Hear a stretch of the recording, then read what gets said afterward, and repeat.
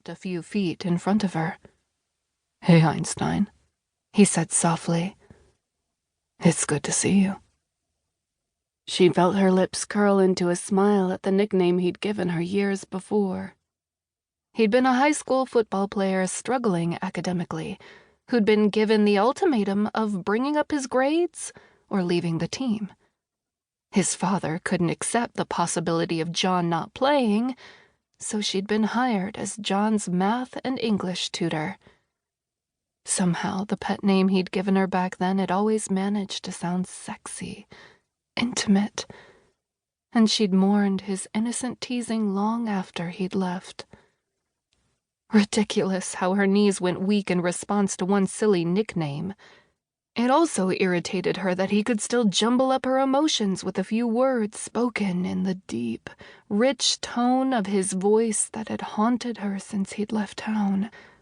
The voice that had whispered tender words of love to her the last time they'd been together. With a deep, unsteady breath, she wiped the sweat from her forehead. It wasn't surprising her hand shook, only annoying. He walked a few steps closer, and she had to tilt her head back to look at his face. Her body swayed in protest of the awkward movement. He reached out and placed his large hands around her upper arms to steady her. Heat that rivaled the sun's rays bore into her skin. Instinctively, she looked toward one of her arms and expected to see singed flesh. "You okay, Rach?" he asked as he leaned down so they were at eye level. She nodded. "You're not Carol?" She knew she sounded like an idiot, and she attempted to back away from him but stumbled. His grasp tightened. "She told me she'd be over later to show me her new car. I take it the pickup isn't hers?" John laughed and shook his head. "Mom decided on the Bug. She ran late at the dealer's and suggested I come over alone." With almost 30 years difference between them, the connection she had with his mom still amazed her. Carol had come along at a low point in Rachel's life, and their friendship had flourished. In some odd way, their relationship may have been a comfort in that it somehow tied her to John.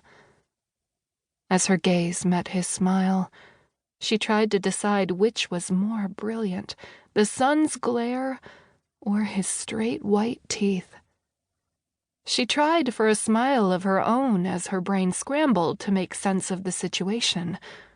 This was crazy, like some scene straight out of her nightly dreams. Her first love, here in her backyard. He looked older than she remembered, but much sexier. And her mind couldn't help but compare the boy she'd known to the man who now stood before her. But she still didn't have a clue why he was here. "What exactly are you doing in Lake Bliss?" With difficulty, she tried to focus and not ogle. She scanned his face in an involuntary appraisal of his features. His lips were firm and sensual, eyes the same startling blue as the summer sky bored into hers. Bronzed skin suggested he spent a considerable amount of time outdoors. He was devastatingly handsome. She chewed on her bottom lip, conscious of where his warm flesh still connected with hers. She took a step back to remove herself from his grasp, her body quick to mourn the loss of his touch. She swiped a hand over the leg of her khaki shorts to remove a patch of dirt. A bead of sweat trickled down her throat and settled between her breasts. He cocked his head and narrowed his eyes. "Guess my mom didn't tell you I'd be over." Lately, her thoughts centered on her new job and the task of finding a nanny.